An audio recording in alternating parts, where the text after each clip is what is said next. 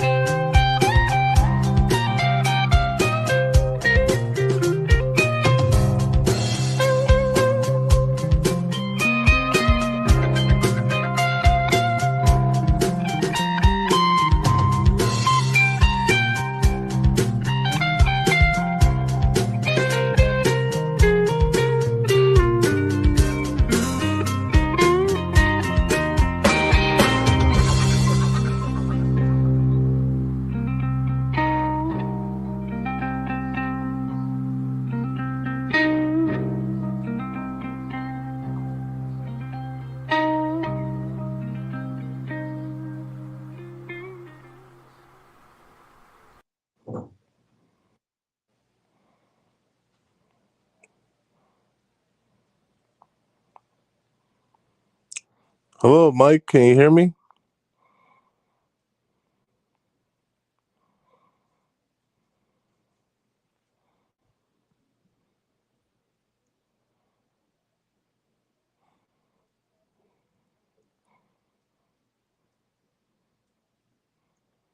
I don't hear you if you are speaking, Mike.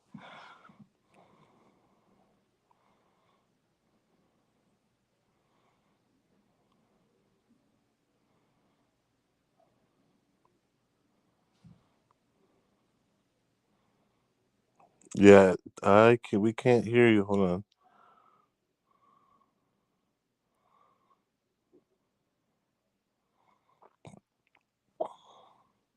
Yeah, for some reason I cannot hear you at all. I heard the music just now.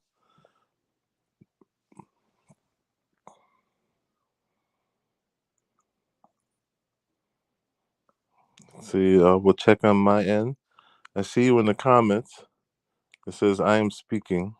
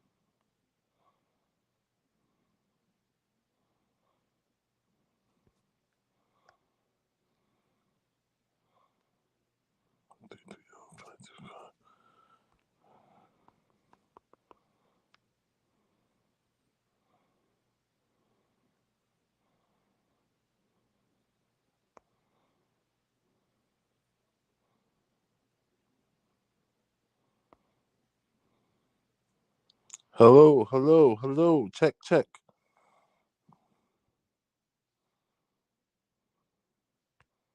Mike, if you're there, I still can't hear you. Can you guys hear me? Okay, I'll hang up and come back in.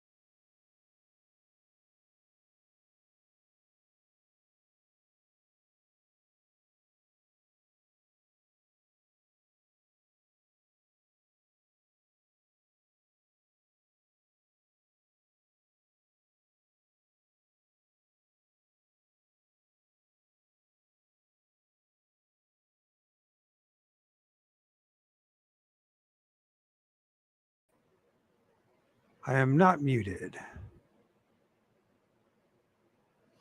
Comments. Brandon's off.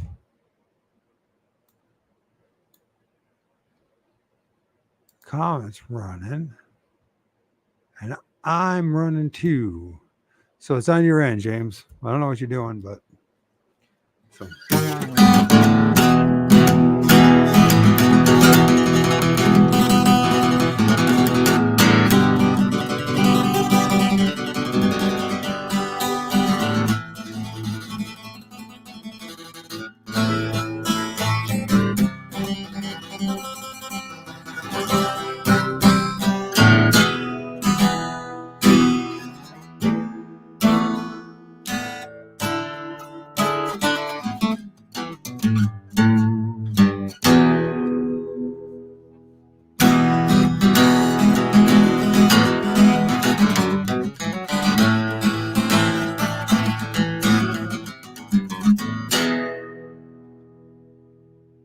Yeah, it's on Mike's end, Amy. Hey, how's it going, JT? If you're still there, if anybody's still there. Yeah, I'm just gonna bang on my guitar till James figures out what he can do on his end. I can't do anything about it. Unfortunately. Anyways.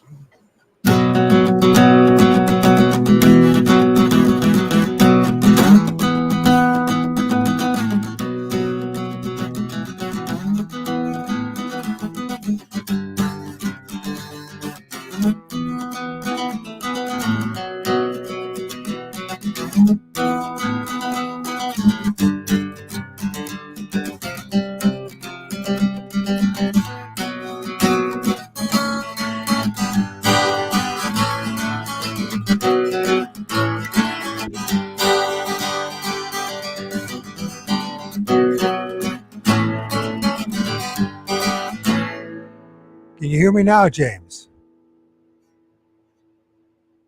Cannot hear me.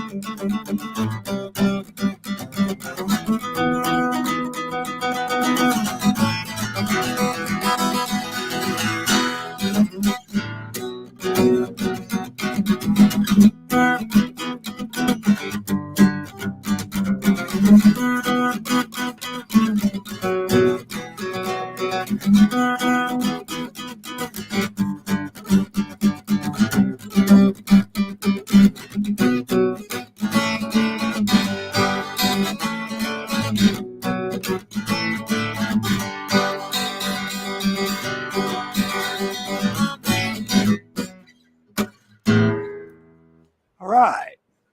I don't phone it, James. Unfortunately, we might not be talking about orbs tonight. So it's usually not that difficult. He probably doesn't got his mic set up for his or no, not his mic, his stereo set up for his computer. Can you hear me now, James? So James, you probably don't got your stereo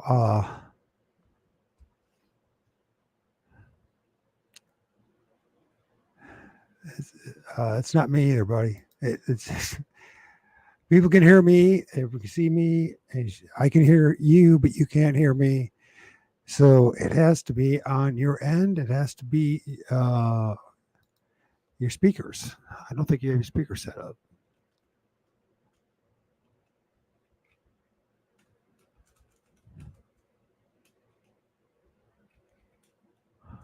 Okay, let's try this again. Are your speakers set up?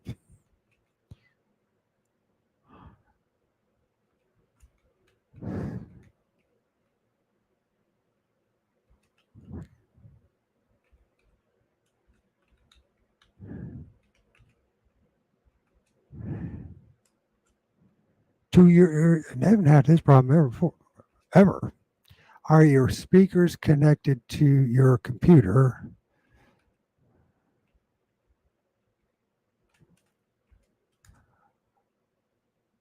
Oops, I misspelled computer. Oh well, I'm sure I'll figure it out.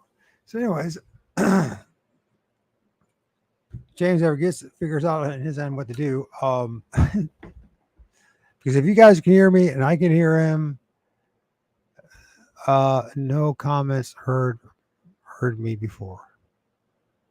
No comments heard me before. Yeah, we all can hear. We can all hear you, James. You can't hear me. We all hear you, and they hear me. They hear you, and they hear me. can't type. You think after I'm writing a book right now, just I'm only 18,000 words into it, but that's pretty good for 10 days of typing. Okay. We all hear you and they hear me. It's you that can't hear me. It's you that can't hear me.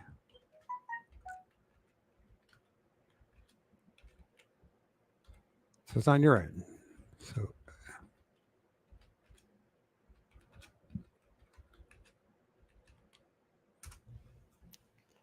anyways, what else can we do? Okay, so anyways, you see all those dots there on that image? That's actually James in the background. I guess he's about 6'4". He's a big man, and these show up. Looks like it's based on what I'm looking there. Springtime, maybe. There's no leaves there, but it looks like it's budding. But I can't tell you that. In the meantime, while we're waiting for James to figure out some, let's check out a video. This is from Eddie from last night. It's not audio or anything. It's just, but he filmed what he believes is.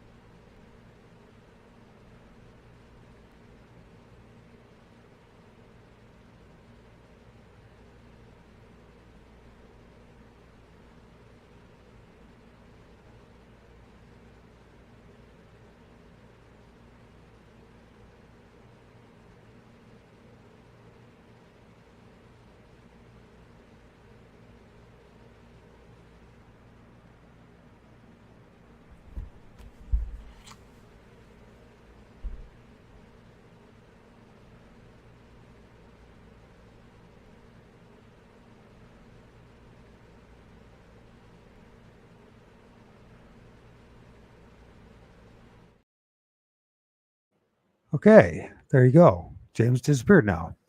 All right. That was Eddie. Now he feels that they're orbs, and something is going on. If you were able to pay attention to the video, I guess I should play it again if necessary. But what happened was, yeah, he was doing one of his spiels about the issues of the Bible, right? And as he's going along, things start showing up. Check. Check. Check, check, check. Can you hear me? Yes, I hear you. Can you hear me? Yeah. What did you do different this time? I just put in headphones. Now in the beginning, in the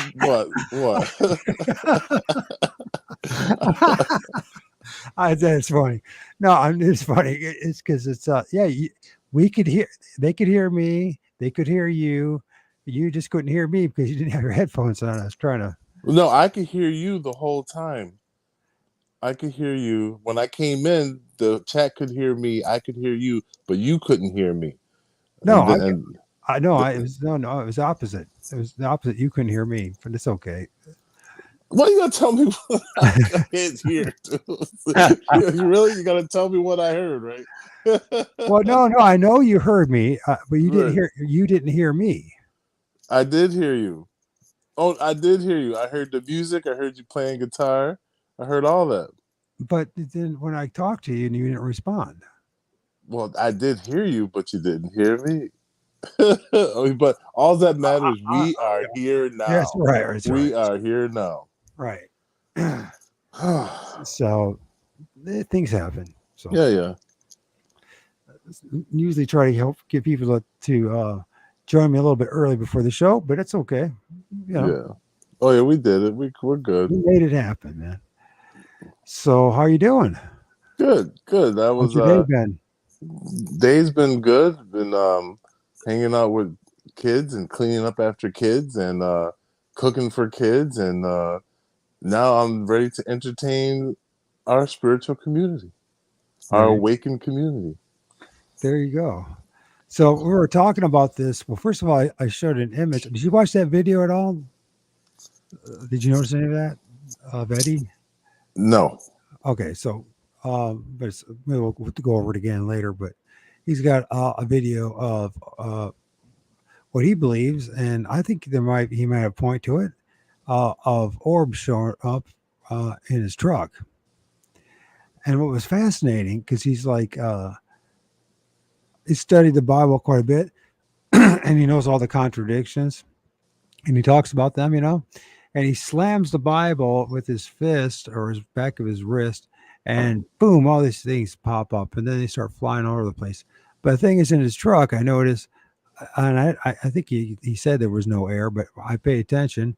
None of his hair is blowing, none of his arm hairs or his hair in his head or his shirt. There's no indication of the fan blowing, but it's almost like something when he it's like when he no either it could be dandruff from his beard and all that kind of stuff, or it actually was orbs. So Mm-hmm. moving. I think it was a combination of both myself, but I don't Yeah. know. I'm 100% sure. I'm a guy who has a beard, and I know you probably had a beard before, and maybe not. And you get dandruff in it. You know what I mean? Um, dry skin, and that could be that when he's combing. Yeah. I Or guess. but the thing is, they were flying around before he did that, and around him. So and it's like, well, maybe the spirits are happy that you are warning people to stay away from that thing. Mm-hmm. Mm-hmm. And, he still believes in the creator. He just says, stay away from that stuff. Well, Oh yeah. I think we both agree with that, right? Basically, um, stay away from the Bible. Oh yeah. Oh yeah. Oh yeah. Oh yeah. Yeah. But this is not a religious thing. So, but that's the point. I just was sharing that. I wanted you to critique it and all that. But, anyways, if we get to it, we get to it. So, the rest of you here, thank you, Amy. Um, do you know Amy Smith? Is she from TikTok? I don't know, Amy. I'm not trying to be disrespectful. But I don't know if we ever communicated before, but and there's just about a couple of us in here right now. So there was a few more earlier, but Oh, now she hears both of us. Thank you, Amy. Thank you for all yeah. your help. Thank you. See, I don't hear James now. Only you. You Maybe don't hear me? You don't no, hear me? no. But now she says I hear both of you, Oh, so okay. Oh, everything's cool. So yes, spiritual intention 7. So okay, there you go. Okay. Oh oh, yeah. spiritual Oh hey, intentions. Hey, hey, Amy. how's it going, Amy? Yeah. Thank you. So I guess we should try to get into this stuff. Let's start out with who is James? And your last name is Lindsay or Lindsay? Lindsay. Lindsay. That's almost French, isn't it? Yeah. Yeah, it could Sounds be. it sounds French. I don't know what it, Yeah, it but does. Lindsay. So James, he's been with us before in the beginning of the year. I call him America's Orb Whisperer, at least one of them, the best one I know of that I've seen as far as videos go. So I always like listening to what James has to say and to share what he has to share. And we'll start off with who is James Lindsay? Well, I am a orb researcher and out of body experiencer. Um I have been traveling out of the body since I was 20, over 20 years. I learned it all happened one day when I bought a book called The Psychic Explorer, written by a man named V. Van Dam. And the only way to really explain it is the day I bought this book, and I brought it home and read the first few pages. It literally changed my life. I started experiencing out of body experiences. I started waking up, floating in my room, flying in my ceiling, spinning in the air, seeing myself sleeping. And then, as I read more into the book, was learning how to control these experiences and how to make them go longer, how to prolong them. So, after by the way, that was October 12th, 1995, when I had that first out of body experience. But Wow. You remember the date? That's really good, man. That mhm. must have been pretty dang powerful. For Well, that experience changed my life forever, because the first time I tried it, I woke up on a higher dimension, totally conscious. I've never even heard of higher dimensions. I mean, I've never even heard of out of body experiences. And the day it was shown to me in this book, how to do it, I literally laid down and tried it, just out of like funny experimental gesture to see if it would work. And I actually woke up on a higher dimension where I was had a light body, and I was playing an invisible guitar, and the music was the most incredible feeling of love you can ever imagine or hear.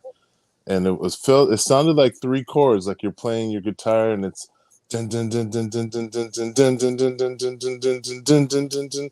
It was just those three chords over and over, but they felt like love. I mean, a love that you can only dream of. And I remember I stopped playing, going, what the heck and what is going on? And I literally watched the music go away from me as a wave pattern. It had a beginning and an end, and it waved. It was in a wave form, and it went into the light, and the light shimmered, and the light shimmered back to me, a wave form that had a beginning and an end, that was floating towards me.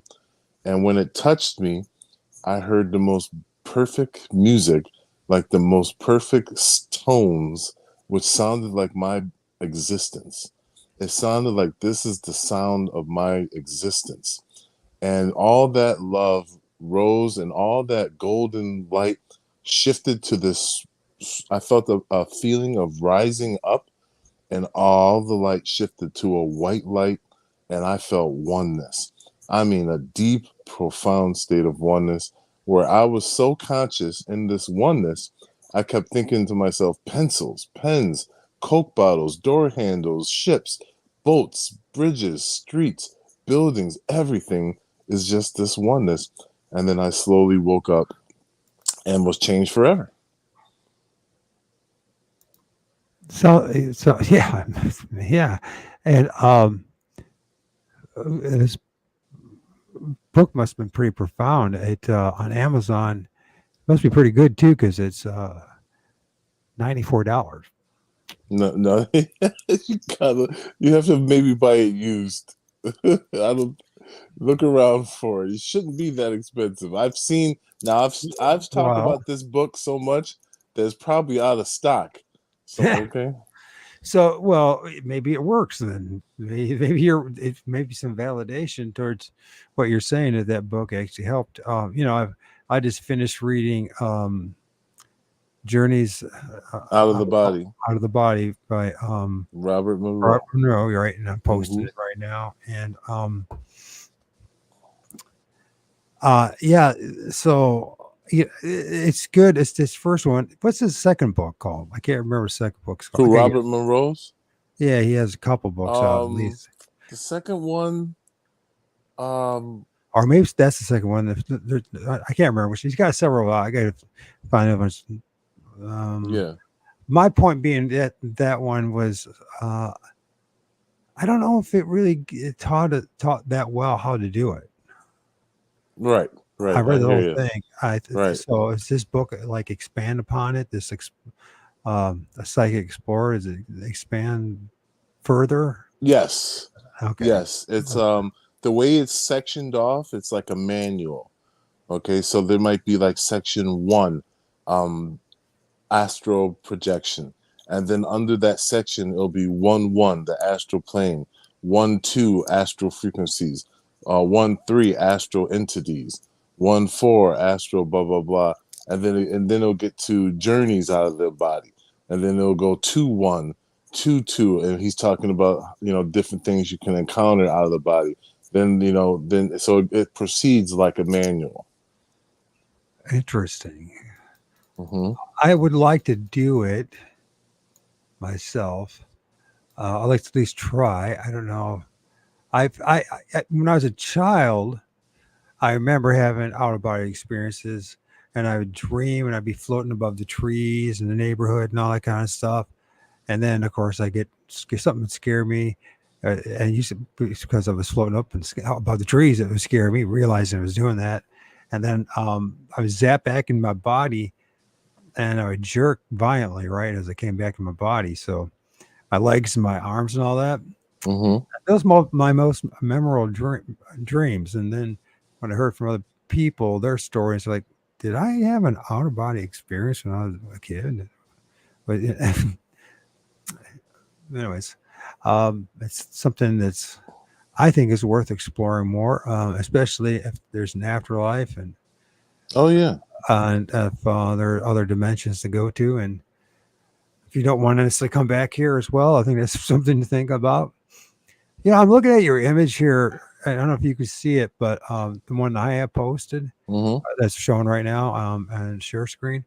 And I noticed that something in this picture that just got me a thought because I film these things too. And you get these ones that are really energetic and bright. Mm-hmm.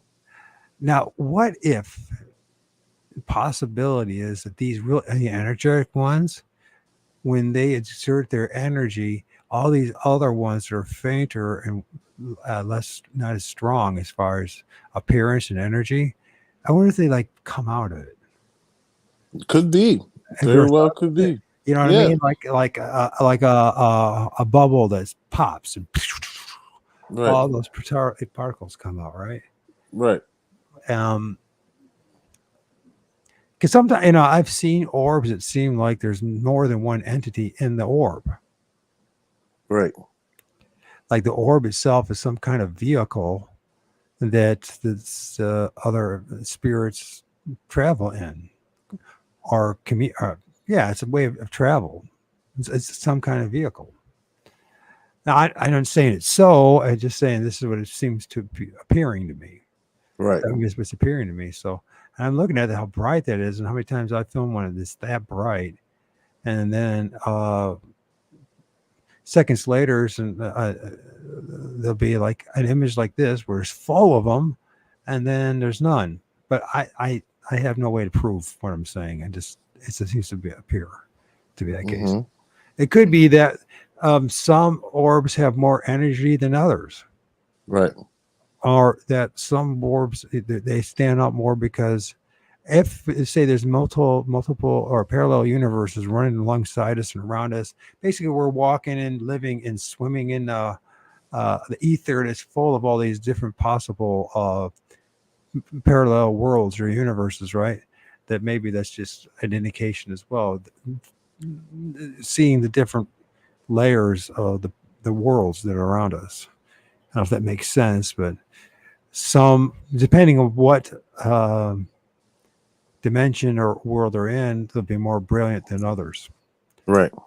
Or it could be that it's something like, well, you guys always talk about energy and frequency, low frequency, you're more dense, just more dense.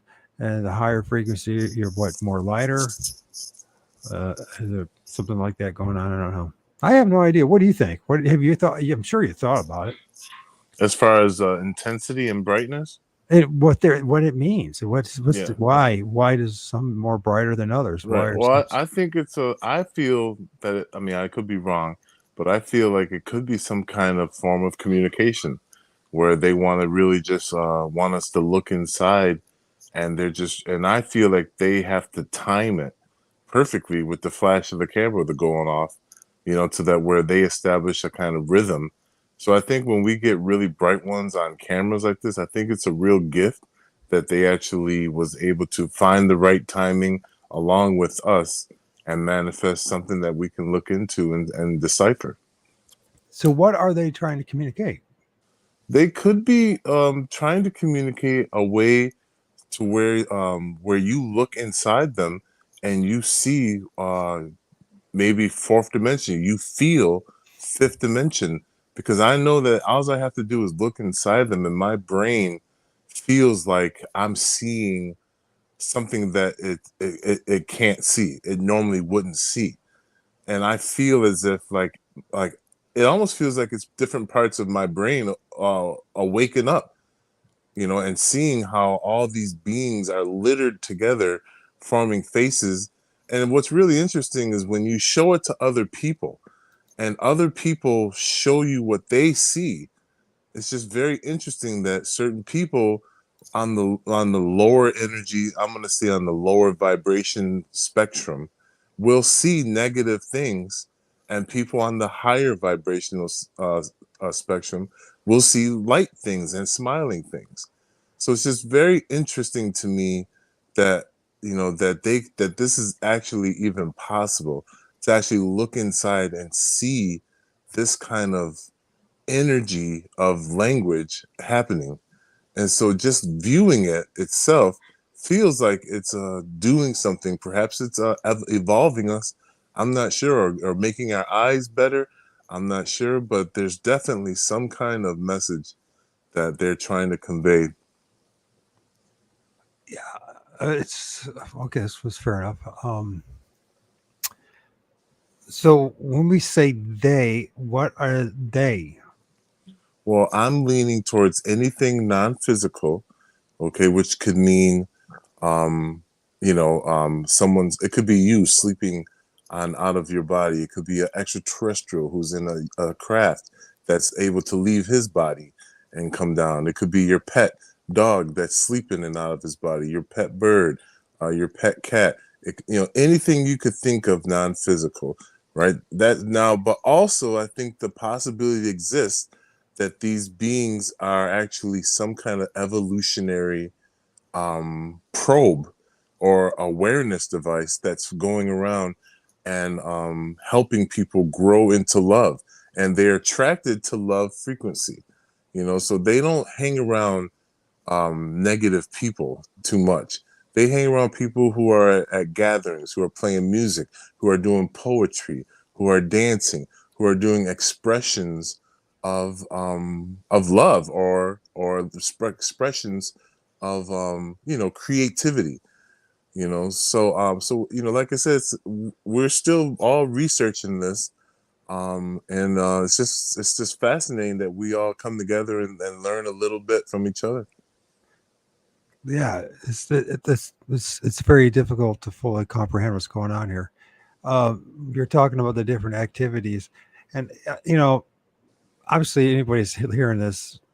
No, I know James, so I'm kind of just going at it. more people might take a break and break it down more, but and we will. But you said different activities and expressions of love and or energy or high frequency. So then that also could be the possibility of making love, right? Then they must be around that, things like that, right? Yes. Oh yeah. Oh Yeah. yeah. Yeah, no, Monroe talks about that in his outer body experiences, and he talks about the sex drive, how he was shocked when he was in the other side, how that was heightened to the point that he wanted to have sex with other entities on the other side. Um, why am I getting to? Because we were just talking about energy and sexuality, and creativity, and these kind of things that seem to be attracted to. Um, well, you've had all about experiences. Robert Monroe right about that. Yeah. I've haven't had.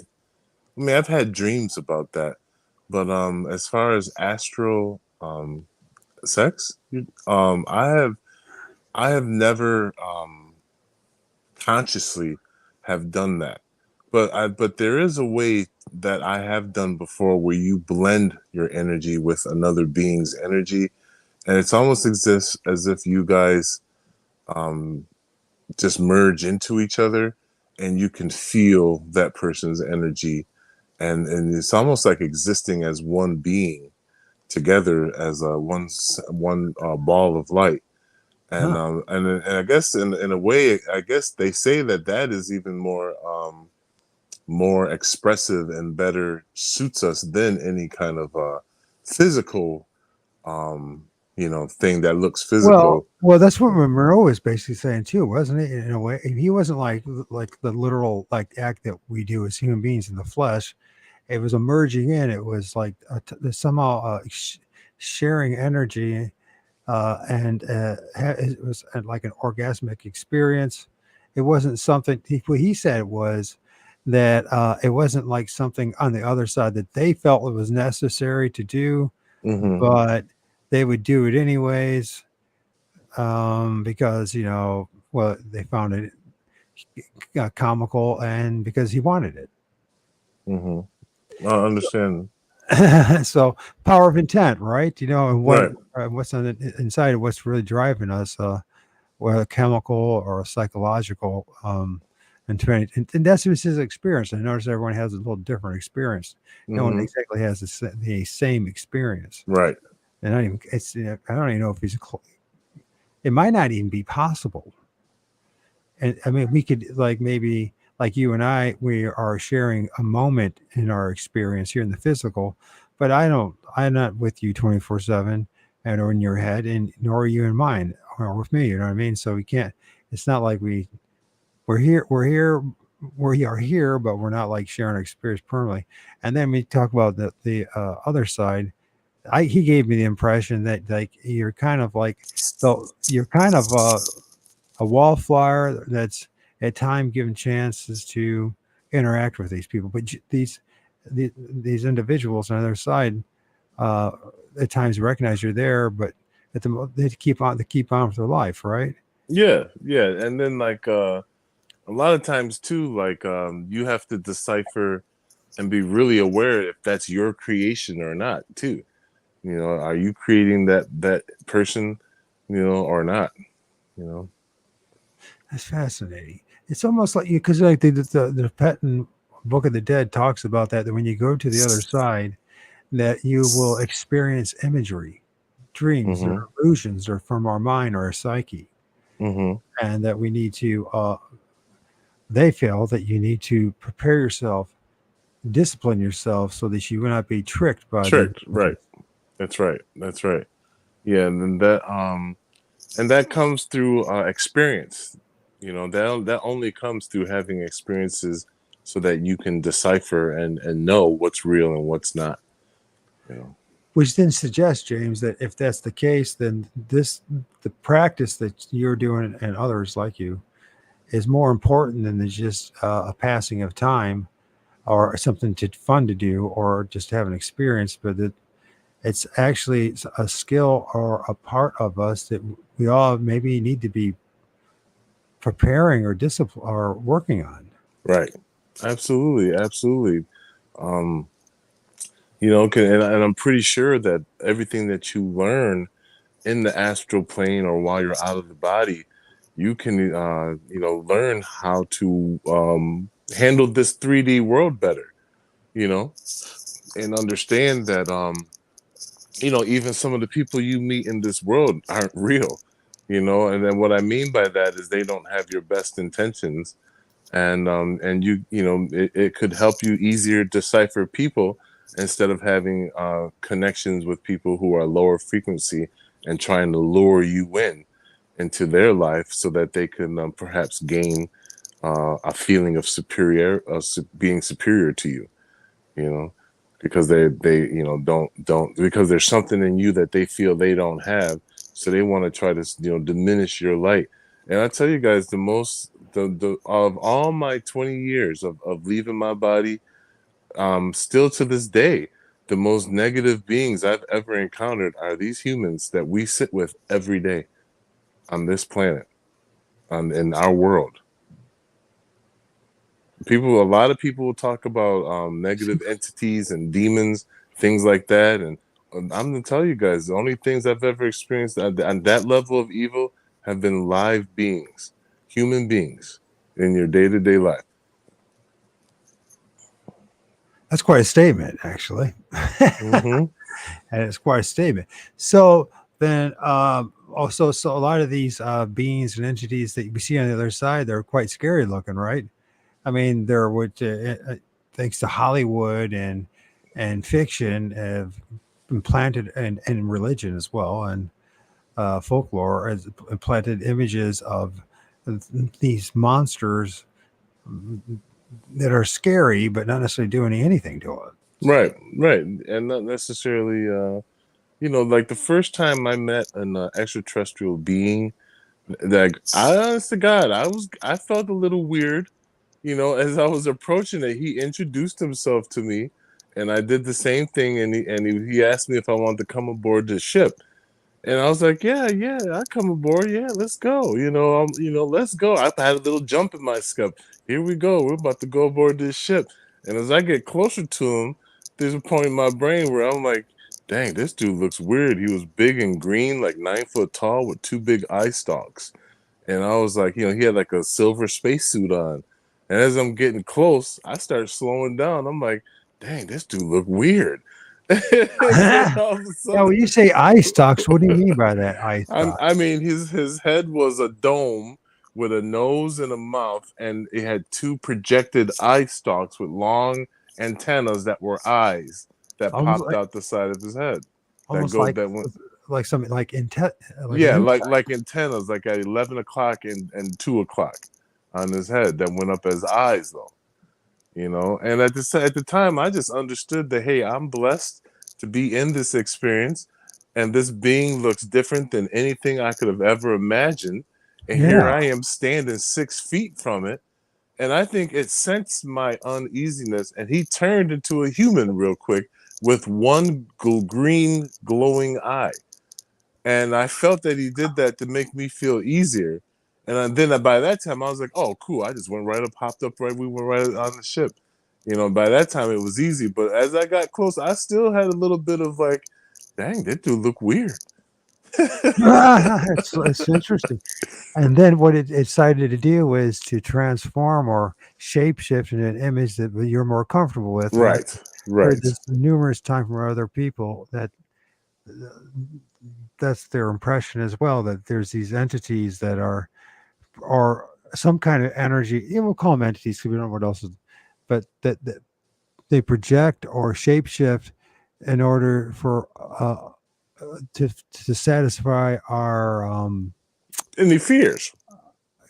yeah, we'll deal. Yeah, that's a big thing Yeah, right there, right? And so, yeah, so in other words, if these things are what they really look like, maybe they're so bizarre looking and of course we've been brainwashed to think, right, and we think like in this physical realm where it's this, we live in a very predacious, violent world, really. When you think about it, everything's eating something else. right. You know what I mean? From the smallest to the biggest. So then I guess our psyche is telling us that when we get to the other side and we see these things that, oh my gosh, there must be there to eat us.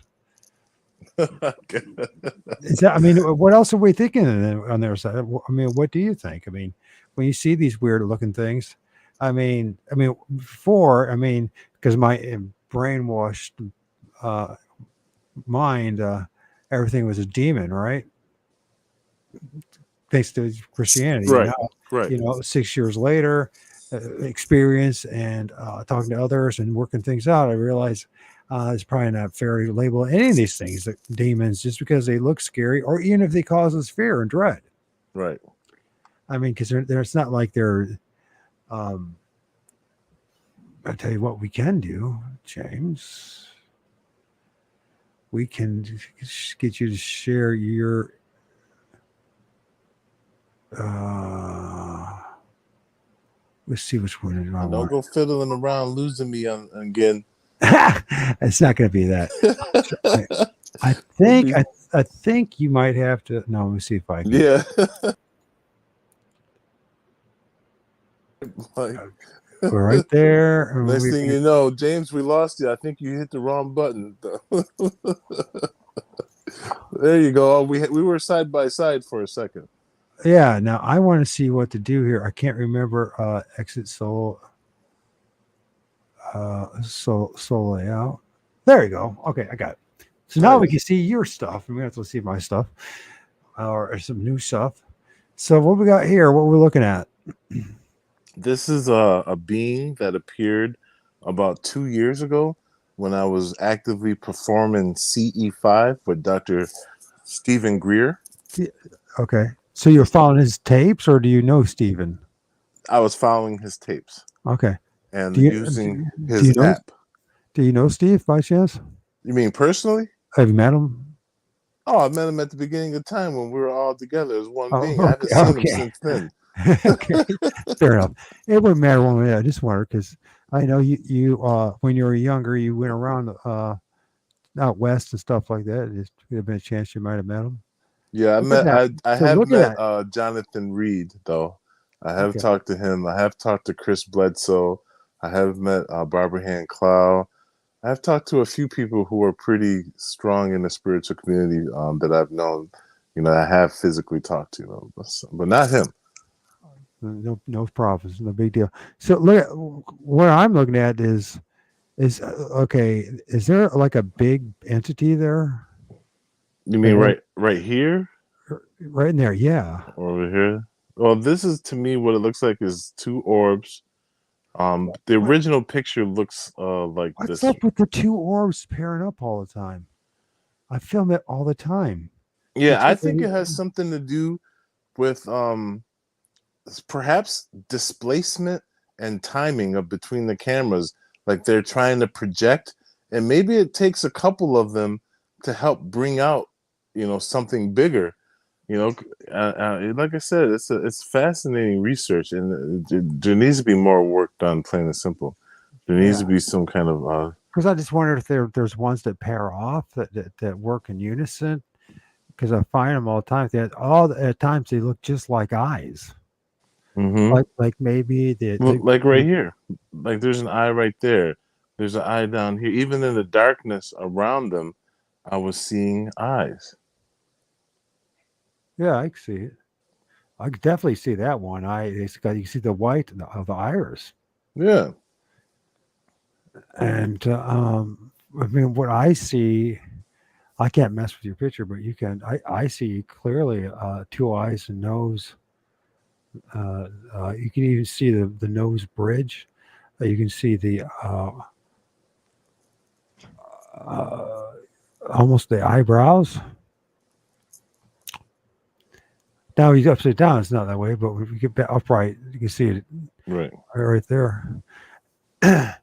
So what is that streak of energy going there too? Look at that. I mean, Yeah, I believe this was a group of visitors that came to visit me. And shortly, if it wasn't this day, it could have been this night or within the next night. I actually had my first recorded CE5 with a ship in the sky, and I communicated with it, and it communicated right back to me on Facebook Live, and I was able to record it. so what about Jacques Vallée and his take on this? That he doesn't think that these UFOs are, for the most part, are not mechanical. Right. Yeah. Yeah. I hear that they're more kind of energy and consciousness or something like that. So like a blob of plasma, maybe. Well, Because I've heard of people like, okay, so when you were interacting with the UFO, not were you? Did you get a chance to touch it? Because I heard people say when they touched it, it felt like marshmallows or the Michelin Man. They didn't feel normal like how what we feel. You could really push into them. now he's talking about physically, right? The people that I've heard the reports of, he in particular doesn't say that I ever heard, Okay. but I think he probably has a story about it. I haven't read everything that he's written. Right. I'm just Yeah. now. So I physically. just started on reading Uh-huh. Passport to Pagonia. So Oh, really? Okay. So so I would love to touch one physically, but I have touched them on the astral plane, and to me they just felt like a normal.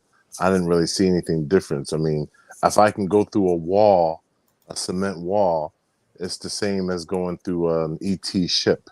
The hull, it really just is like a matter of just go doing it. So I really haven't had any experience but I have had experiences where they have merged with me, where I've been out of the body and think about what should I do, what should I do, and I think about extraterrestrials and I raise my arms up and call them out of the body, and next thing you know, there's a flapping metallic elbow flowing out the sky, and it just comes down and attaches to me, and next thing you know, it morphs into a chariot, and I hold on to it, and we go flying around the air, or all of a sudden, one time I called them down and it came down and attached to my nose, and I remember breathing oneness and deep peace, you know.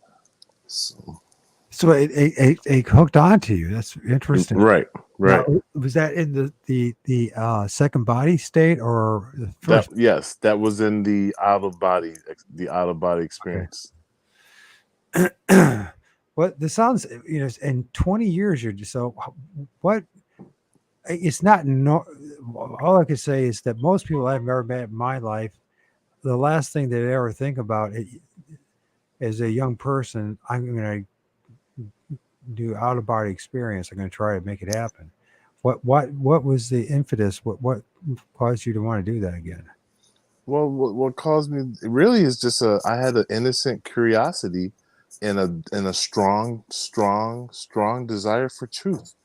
Like I always felt from day one that I wanted to be shown the truth. I could see something was off balance in the world. I could see that people were going to church and coming home and arguing and not really, I could hear, they just weren't being led by love. So Okay. from 14 to about 20, I really started just searching, to see what's going on. So I started reading into meditation, Wicca, Traduc, all these different things. I just started opening my mind as much as I can to see what's really going on, because I've always felt some kind of connection to stars. I always felt that extraterrestrials are real, and I always felt that we have superpowers, that we don't, that like there's something is missing in our world. And so it just so happened when I was 20 years old, I picked up a book, like I said, only because of how big it was. And I was like, why is this book so big, out of this bookstore? And lo and behold, it was about a man who'd been leaving his body for 21 years and he decided to write a book about it. So I'm like, wow, this is cool. I've never heard about this. I want to try it. So I bought it immediately, took it home, and did it. And it changed my life. And so I was And, very and this innocent. and this is the Psychic Right. Explorer book. Explorer. Right. It's not one of Robert Monroe's books or one of the No, people out of the Monroe Institute. Okay. no. It was very innocent, very innocent. I was, like I said, I still had my childlike innocence about me. Well, I still do now. Um, but um, but I was innocent enough to actually fall in love with this subject because it happened. And I said, wow, out of this whole world full of lies, here's a book. And the day I buy it, it's proven to me that it's real. That was a pretty solid foundation for me to just take it to the stars from there. I'm getting envious of you now. Huh? I'm getting envious of you now. Oh, okay. Yeah, you got that book and you're doing it. hmm But it's interesting, almost like you're led to discover this, like something, because it possibly something outside of you that kind of nudged you this way. I mean, were there any kind of forces around you trying to keep you from doing this, like religious people? You know, No, no, not at I'm that thinking like time. Christians and that kind of stuff. Or there's a lot of religious people who tell you Oh can't do yeah. that. You Oh yeah. can't Oh do that. yeah. Of course they would try to see that. Oh yeah. Of course. As soon as I would mention that I'm doing this, I would get resistance, even from people who weren't religious. They were already brainwashed, oh, that's just a dream. That's not real. You can't do that just because they're not doing it. And I'm like, dude, I'm doing this. This is real, dude. I'm doing this to the point where I'm like, okay, you go ahead and be in your little world, and I'm gonna be over here in this galaxy, and then I just give up. I'm not. I don't have to try to convince people, that it's real. I just learned that it was real for me, and that was enough for me to learn from it. And so I start learning. Let bygones be bygones. Were there any real life mentors in your life early? Was there anybody in your family that was into any of this? No, not one Not person. not one person you knew. So Not one person. so that's really impressive to me because it says that you were actually kind of following your own thing. Mm-hmm. You were following your own thing. So which Yeah. it's retrospect looking back, it is quite a big deal because there's how many people actually do it, Right. follow Right. their own bliss, their own thing. A lot of people talk about that. How many people actually do it? So Right. that's Right. fascinating. So what we're looking here is what's going on here with this orb. What do Oh, you these see? are just well to me. This one looks like a face, of course. It started off Like a human face or well, it started off like this in my backyard, and then okay? when you zoom in on it, that light starts to define and get a little bit more defined. See that? Look at all the energy that's emitting off of it, and it's going through the. I mean, it's hard to see because of the angle and all that, but I've seen enough of these to know that they're emitting uh, from one end of the visible spectrum to the next within that orb and the electromagnetic frequency. From ultraviolet to infrared. Yeah, isn't that interesting? How those colors change. Like look at yeah. And so I always see a face with an eye right here, an eye right here, a little rounded nose right here, and kind of like looking sad face a little bit. Oh, it's interesting. Can you change the angle a little bit and see if we can get a better? You, Your you mean like your you mean phone like this? change your angle of your phone so we maybe get a better view of it. You mean like what do you mean angle like this? Or you mean Like tip it forward or backwards and see if the screen will. This little orb, it's about the same. I mean, I can see something, but oh, that's a lot better right there. Right? Especially when it had the orange hue to it. Hmm. yeah. Does it have arms as well, or is it his brow? What is it? Is it wearing? A lot of It times I film these things that look like they're wearing like a hood or crown sometimes, or yes. some kind of helmet-like A thing. helmet. That's right.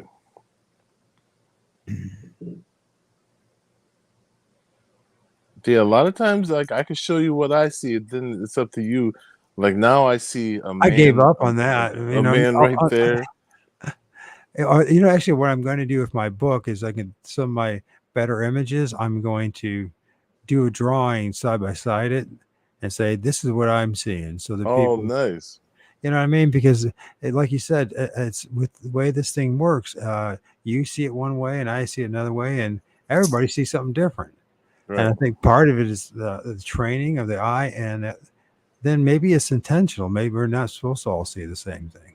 Yeah, that's true. And maybe from us seeing everything differently, when we look at it together, we see the same thing. And maybe it's some kind of bringing some way to bring us together that we don't know about. Yeah. And here's another face. One of to me this is my favorite face.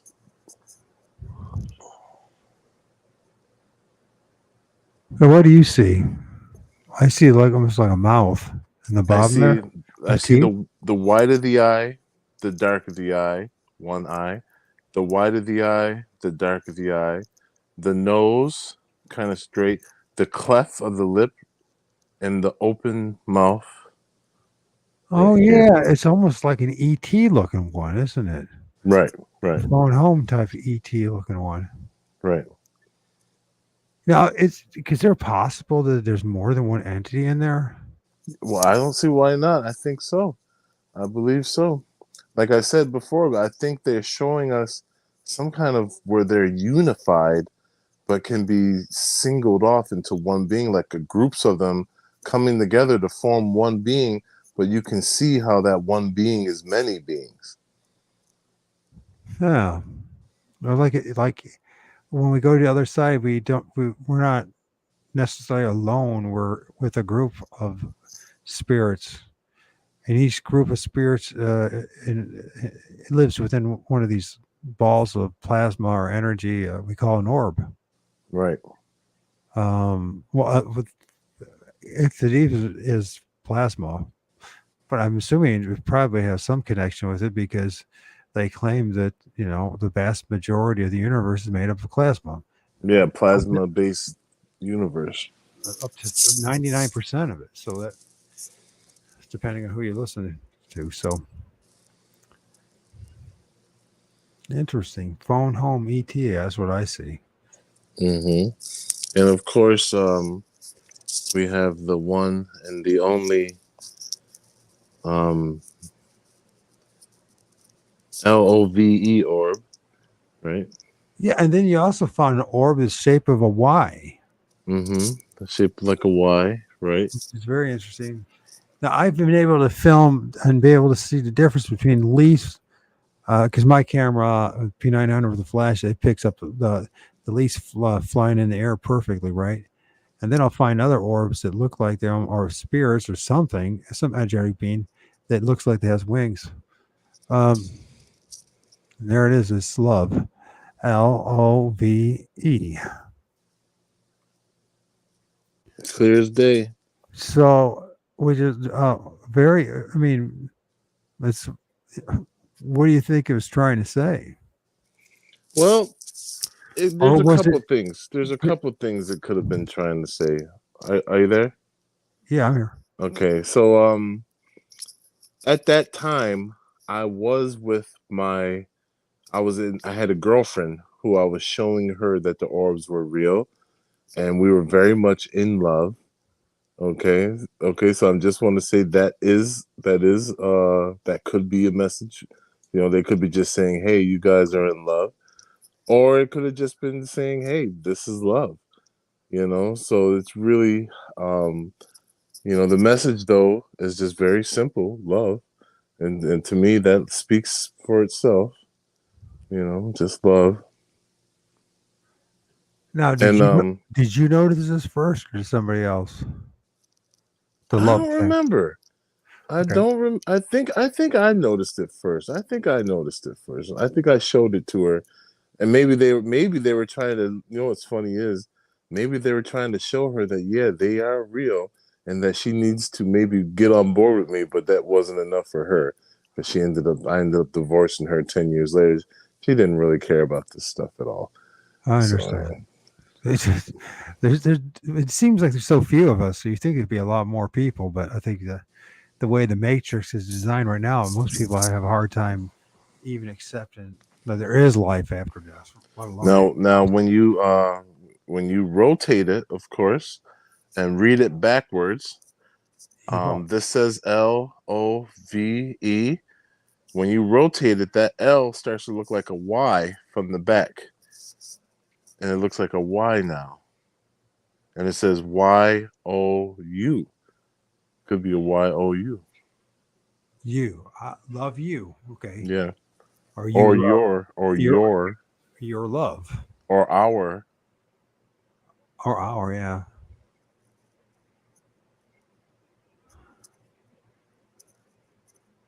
But Uh, I truly believe that there's some hidden message in cropping orb circles and crop circles in England. There's some connection between, maybe they're the same beings, but well, I think definitely. it's like so many of this research is like you have to weed through the differences. Like when it comes to orb, you film in the air.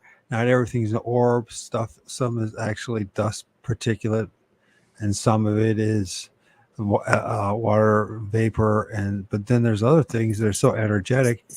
I mean, they could, some could be a reflection off some of the fabric of not fabric. Some particle of something that's metallic in nature. That's always that possibility. Uh, Mm-hmm. but when you see these things and they are so energetic, and it's just like they mass up, like we talked about before, and then they start moving in like a deliberate fashion. So here Right. you are doing the same thing that's going on. This is just like what's going on in Eddie's place in his truck. This is actually live right now in my room.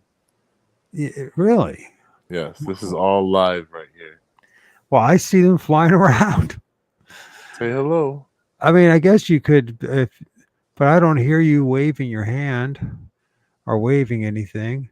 I don't Well, hear a I can look. fan. Here's my foot. Make a line right here. Touch right there.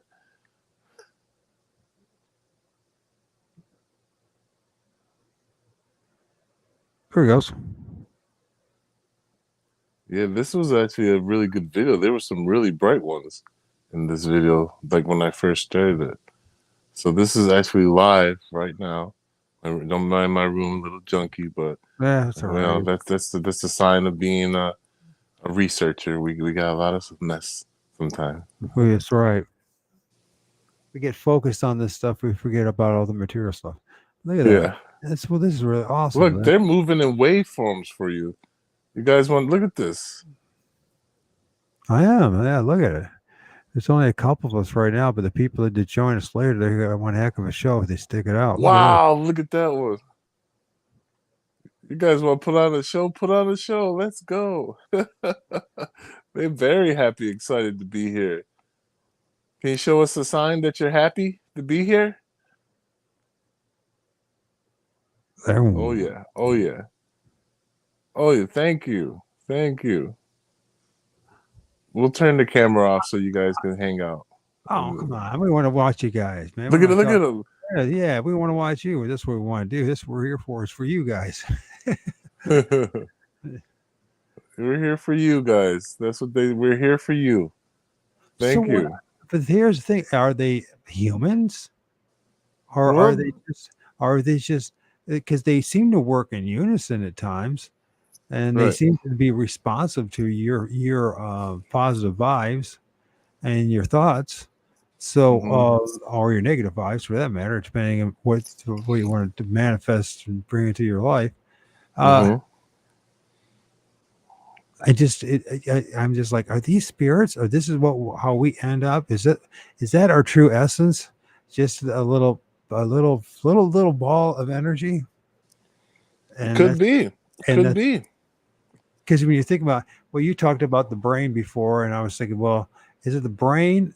The brain seems to be part of the problem. It's the soul or the spirit or the mind that is the solution to everything, right? The fixing the brain and everything else, and I just sometimes just wonder if it's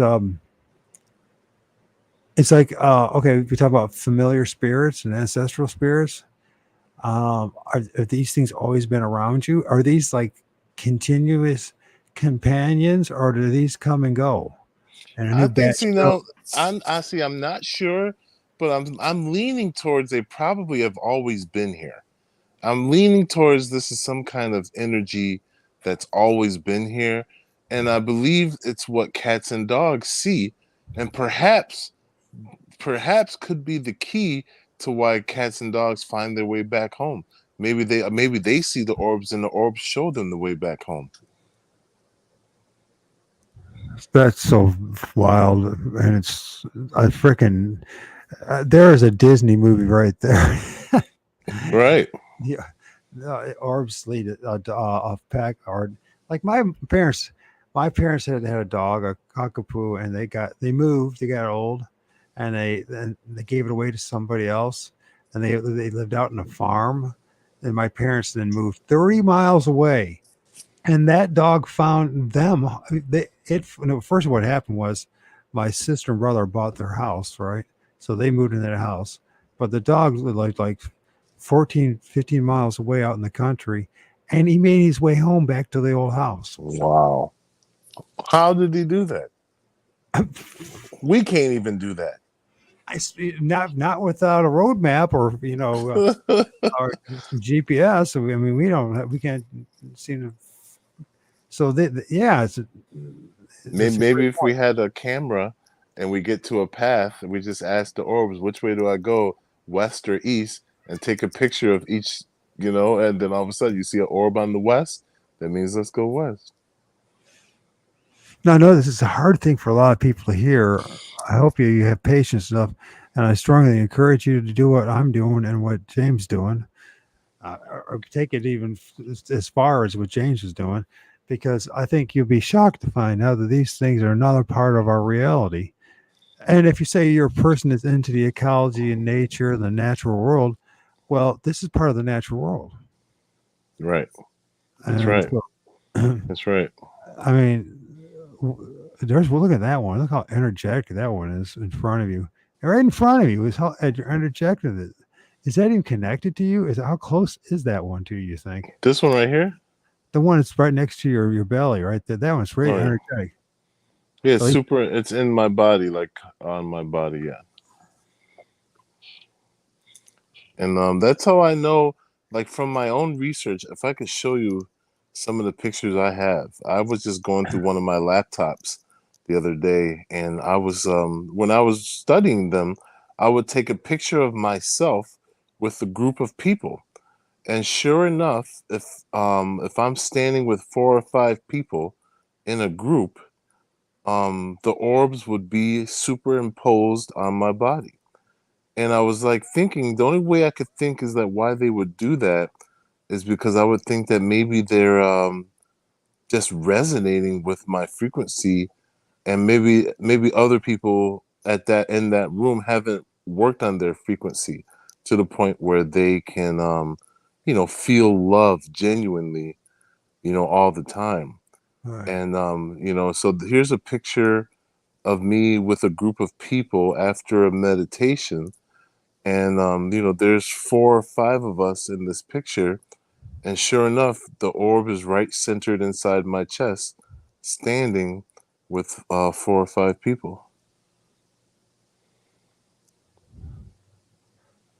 It's almost like well, I don't know if it's almost, but it reminds me of like the possibility of like a guardian spirits, Mm-hmm.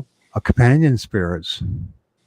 That's something that's always with you, watching over you, being there for you if you ever do need it. Now there is another orb over here, connected to her, and it managed to touch her on this other side there.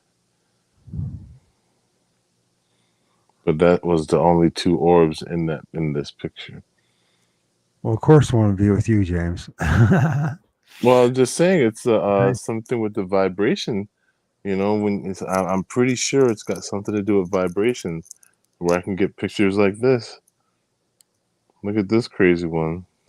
Look how energetic that one is. That's another one of those examples where I say it's almost like it's like a plasma, and within that ball or package of plasma, quanta or whatever, there are multiple beings within it, Right. and it all depends on what decides to manifest or the luck of the shot, the timing of it, when what shows up. Um, that's so cool. There's a lot of energy in that one. Now, did you know that did you when that pose was taken? Did you have any awareness that that was there? Not at all. I was totally doing it off the whim and playing like a child, envisioning that they would be there with me anyway. Were you thinking about it at the time? Oh yeah. Oh yeah. Okay. Oh yeah. Very much. Very much. Very much so. Oh, hold on. Wrong picture. So, Chris, that's an important point too. Look at that one. That's the classic one of the one in front of James' head, and it's movement, and you can see the movement. And if you magnify it a little better, you can see it moving, and that kind of you can see the rings of the movement. Do-do-do-do-do-do. Unless it's optical illusion on my end, but And it's see, when they get like that, I think they mean for us like that was a definite full blown. this is a message. Like they want to show us, like they don't just move like that. They have to time themselves to be perfectly with the camera to, I believe, to do it like this. And so they are timing with the, like, there's three shots. One, two, three, boom. Then there's one, two, three, boom. And then there's another one, two, three, boom. So they have a good opportunity. They have three tries to try to get it right. Huh. Interesting.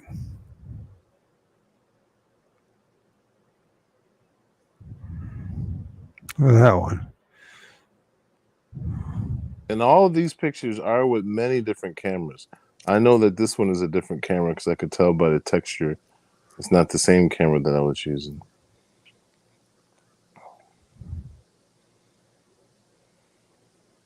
So, what do you say to people who think that that's just dust particles? I I just let at this point in the game, I just let them be. If someone says it's dust, usually what I'll do, and I'll say, look, I got some dust in my eye. Okay. Okay, and then I'll say I must be the dustiest guy on the planet because look, I can hold a piece of dust. Oh, look at that one. This is brilliant. Look at that You one. know, oh yeah, I can hold two pieces of dust. Magnify it closer. Okay. Okay. I want to see it. See it. It just says close as you get. Okay. Yeah, with this, unless I could use. Transparent, yet it has Is it energy. getting closer to you? Can you see it real close right now? Uh, no, Okay. but it's closer than it was. That's for sure. Because I could expand the actual screen, but it's just getting closer to me. It's not getting closer to you. So, okay. Look at that.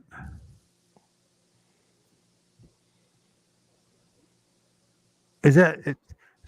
Is there a possibility that they're emitting out of you? Yeah, there's the possibility of that too.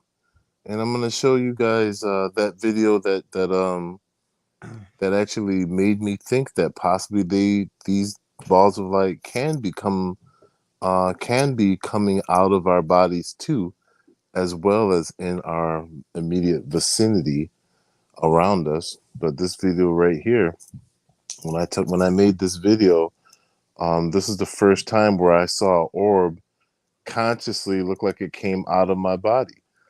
Twice. Yeah. You know, have you ever seen this video? But maybe you don't remember. Well, let's watch it again anyway, Okay. so other people can see it in the future. And so right now, So, is there a fan blowing in that room? no, there's no Okay. fan. Okay. Okay, so watch in between my hands. One's gonna come out my solar plexus right here. Oh, there it is. There it is. Oh, look Yeah, at that. yeah. That is awesome. And then not only did it come out right there, I'm slowing it down right now, but it came out of my head. Watch my head right here.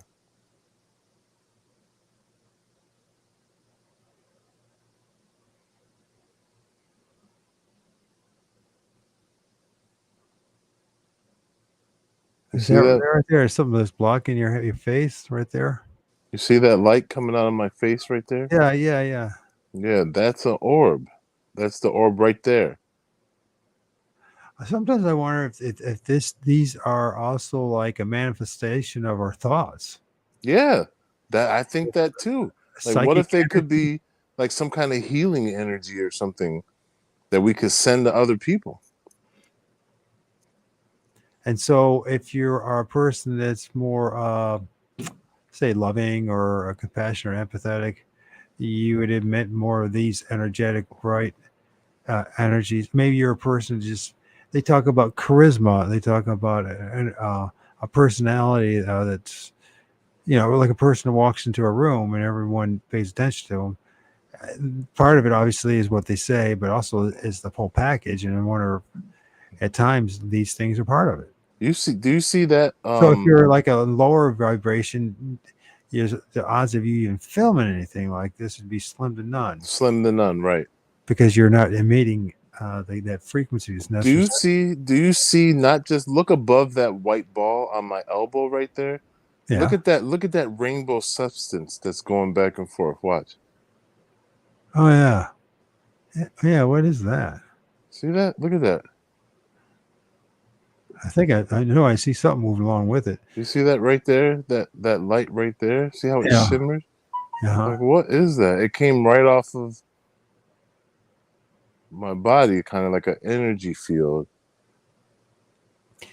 Well, folks, if anybody hears this in the future, you say, "Oh, I'm dismiss this. This is nonsense. This is dust particles." But I listen. Let's say it this way: when you take a scoop of soil, there are gazillions of microbes in it that you never see. Right. You're touching it, and there's tons of microbes, anything, and on up to worms and different kind of insects and whatever it may be. And so, what's if the creation is more dynamic than we realize, which we all hope in the end, don't we? That it's more dynamic than what we know here. Mm-hmm. Certainly, we want more than just this. And so, how are we getting at this? So yeah, so now we're like starting to talk about the spiritual ecology that's around us and the different Mm-hmm. types of entities and beings and spirits and how they interact with us, how we interact with them. Um, and then there's the us as well, the us emitting this kind of energy. It would be interesting to actually do studies, and just like you said, the most negative and destructive or people entities out there are human beings. It would be interesting to do research on somebody that's really negative and these things show up, and someone like you is really positive and see the difference. Right. That's right. That's It's right. and all we have to do is just be taking pictures. That's That's right. Very simple. Right.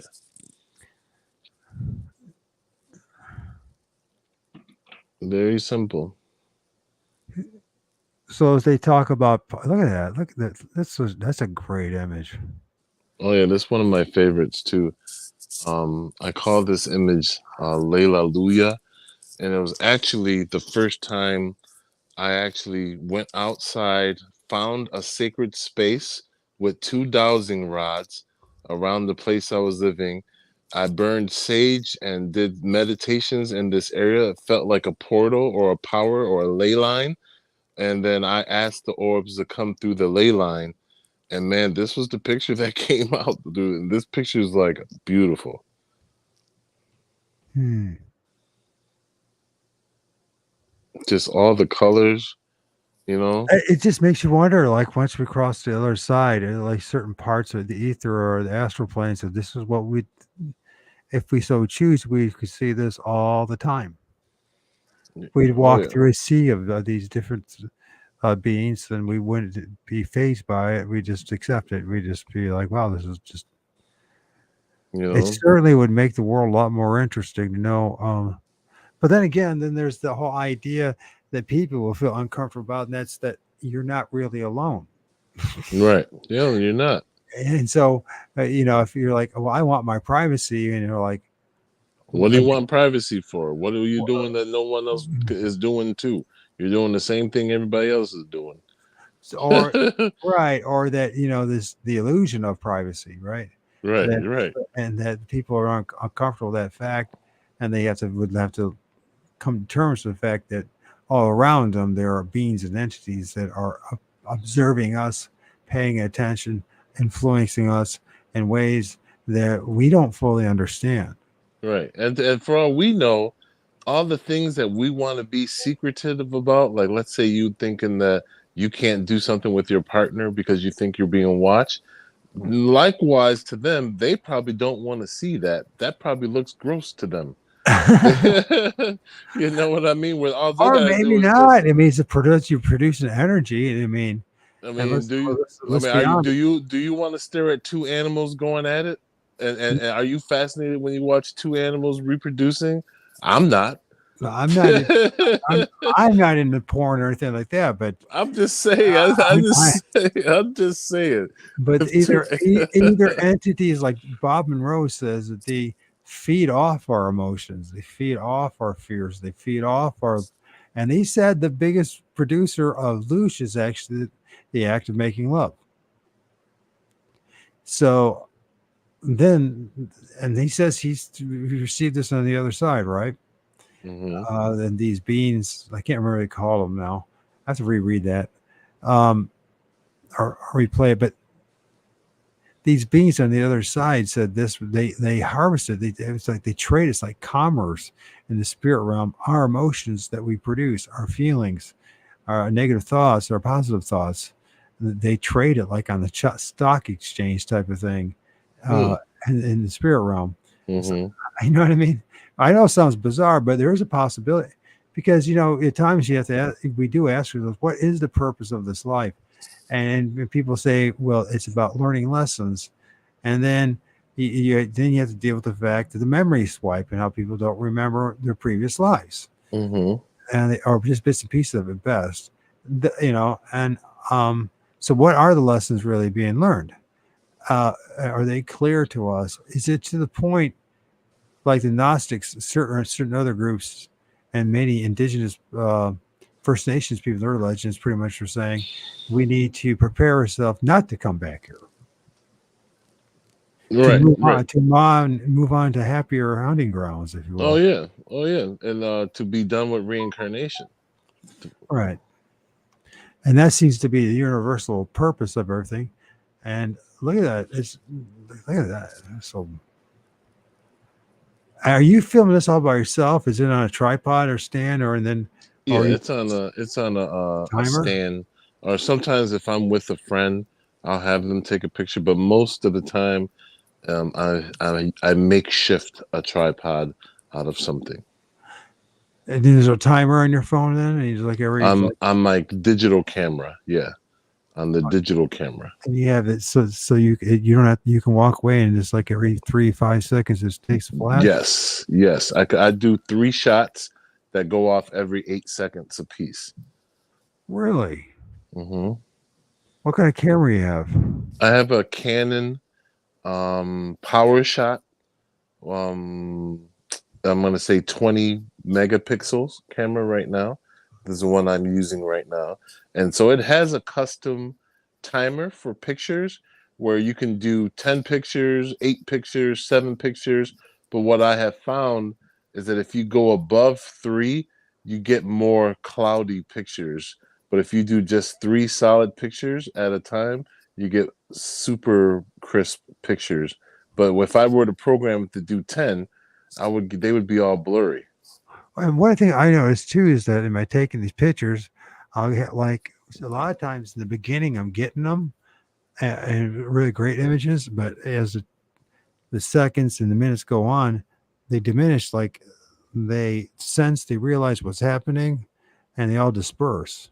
They run away from the flash on your camera. Does that make sense?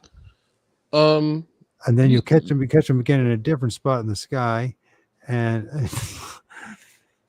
well, in other words, it seems to me that they have enough intelligence. They know what's going on with that camera, right.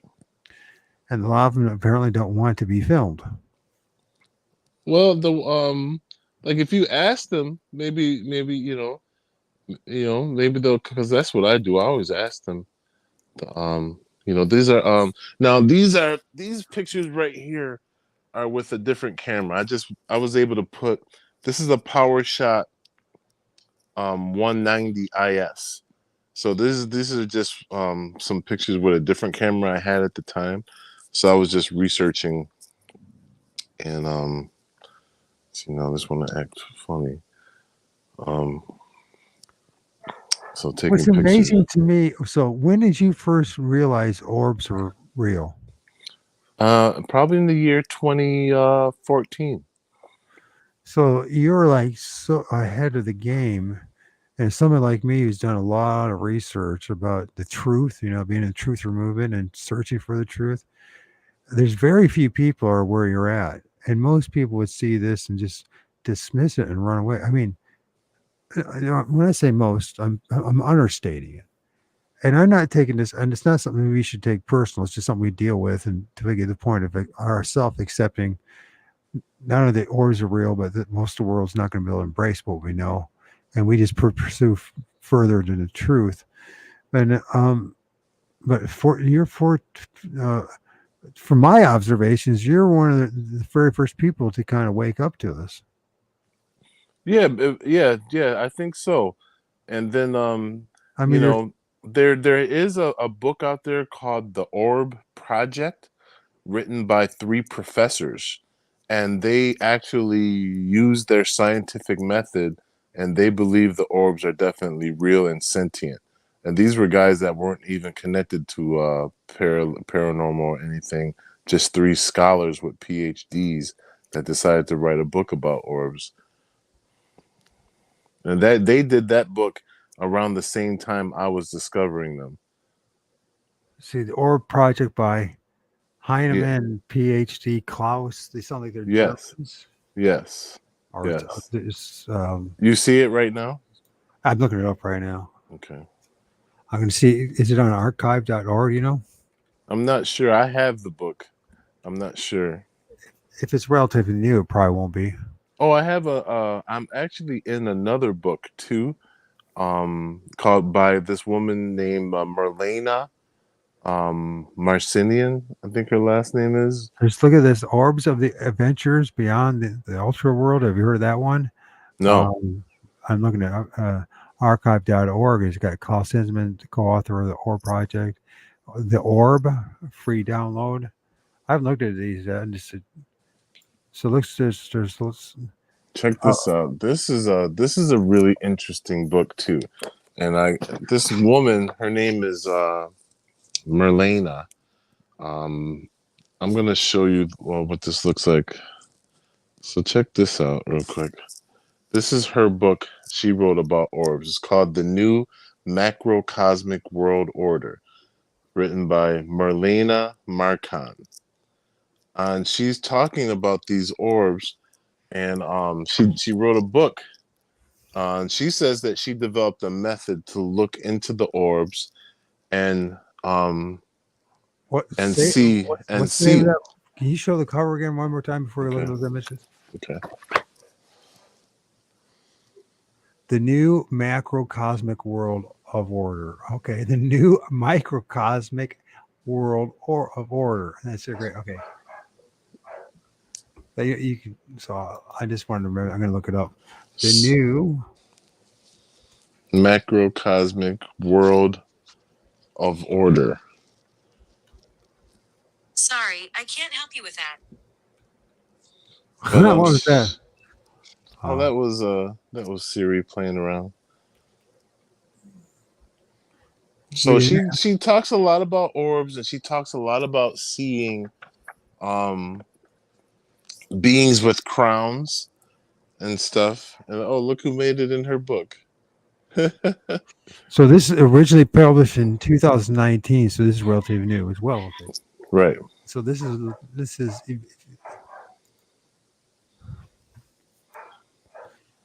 Oh, you're in the book as well. There you go. Okay, Yeah, cool. but she didn't give me a study.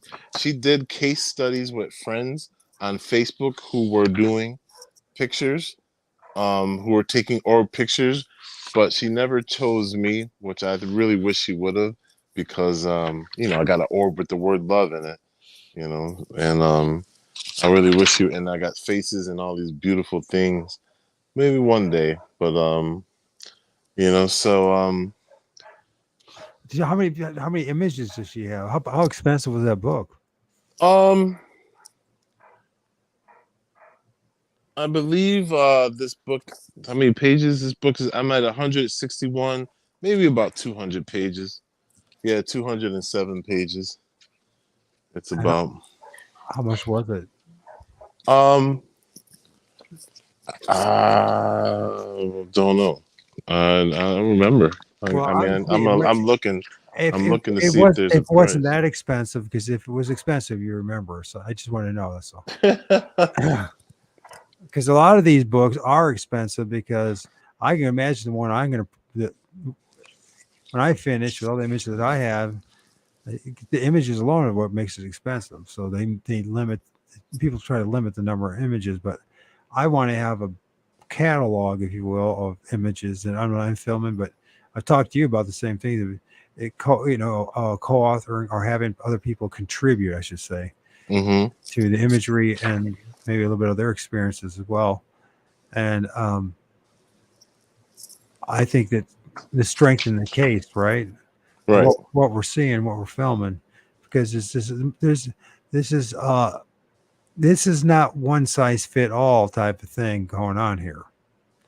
And I think that's part of the problem people embracing as well is that you're going to have your experience, I'm going to have my experience, the next person going to have their experience, and everyone's going to have their own experience, and everyone's going to see different things at times. I mean, I'm not saying that you won't see orbs per se, or which I mean, I've seen Sasquatch, and Mm-hmm. you've seen your thing. You know what I mean? And Right. someone else was, had a an experience with fairies, or another one we experienced with, I don't know, whatever it may be. You know what I mean? And that's how the matrix kind of works. It reveals little different things to us, but it doesn't seem to be like a one. It's kind of like what UFOologists want. They want it one size fit all, just like the Right. Bigfoot researchers want the one size fit all, or the cryptids want the one size fit all. They want it all to fit within their materialistic, uh, uh, physical, mechanical reality. Model. Yeah, Yeah, they're models. and we're starting to realize that Right. this place is far more dynamic than that. That's right. And I'll tell you what, they don't have the language in their scientific models to talk about the things we are experiencing. Therefore, they like to just write us off as being something that, that's they can't explain. So they'll just say it's dust, you know? Yeah.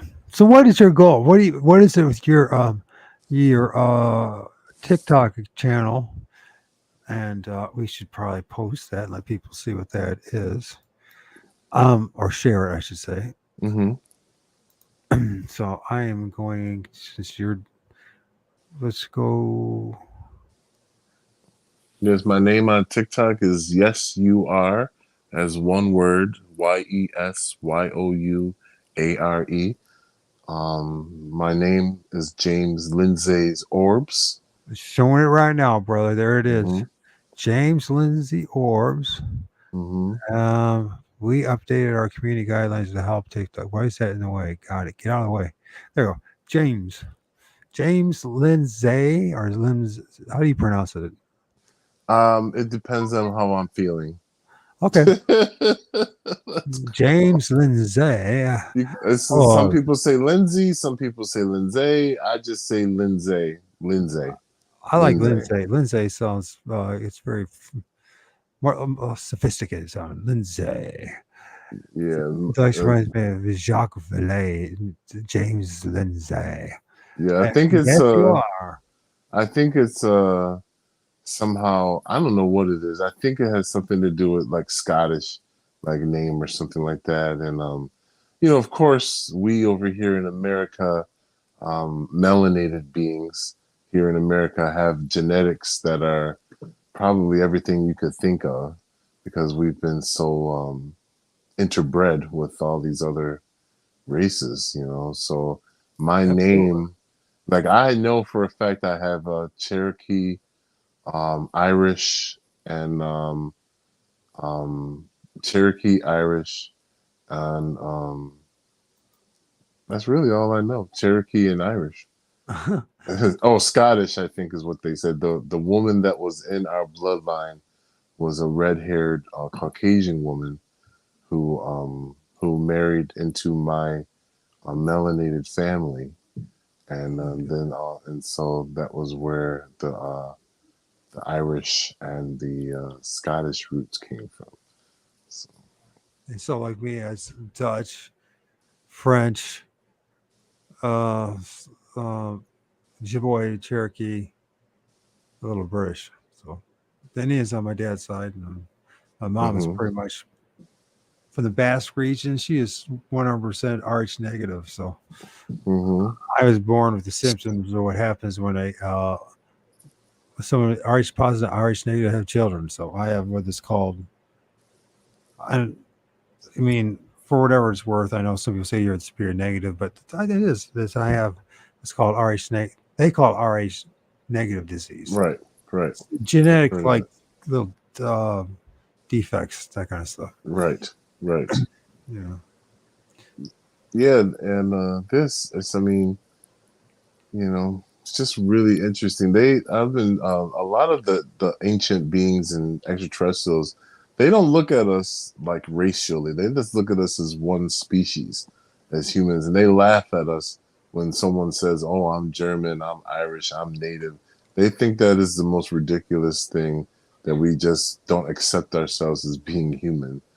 It's almost like, two dogs fighting over which one. I'm a Saint Bernardo. I'm a Doberman Pinscher.